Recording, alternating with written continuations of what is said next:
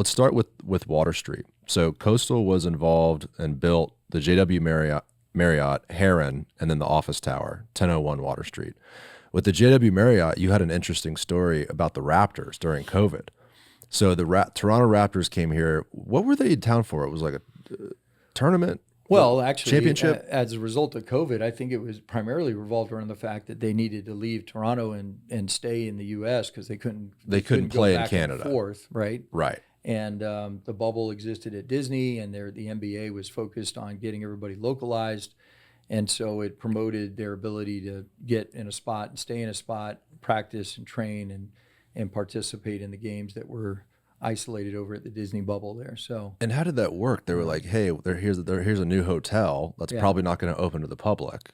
Right. Well, originally that was opening as part of getting ready for the Super Bowl. Just luckily as well, we had the Tampa Bay Bucks in the Super Bowl here locally.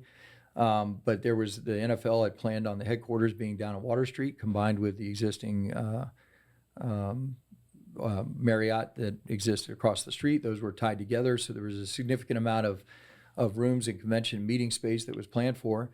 At the due to COVID, things slowed significantly, and a little bit of change up with the NFL coming out of the first year of COVID, if you remember.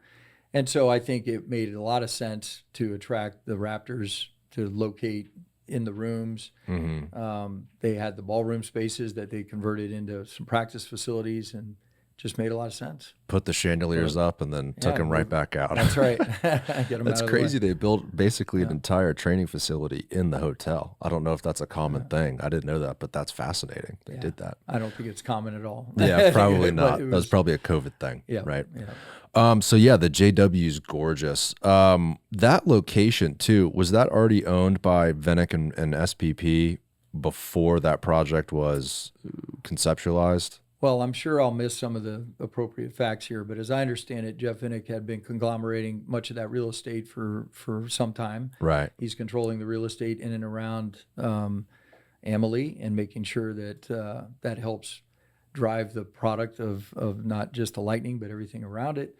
And the partnership with Cascade and Strategic Property Partners promoted the influx of development opportunity and the master plan around it.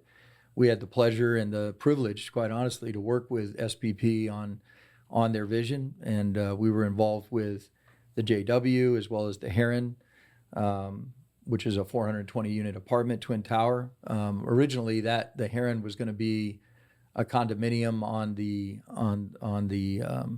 side closest to Garrison there, the 26-story tower, and the 21-story tower was an apartment.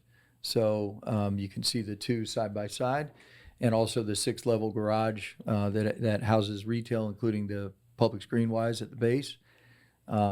We just love that tower and the architecture associated with the Heron. It's such a statement piece downtown. Simultaneously, we were building the 1001 Water Street office directly across the street, in addition to the Marriott that you can see there to the left of Amalie. If you enjoyed this clip, click here for the full episode and make sure to subscribe. Thank you guys for watching.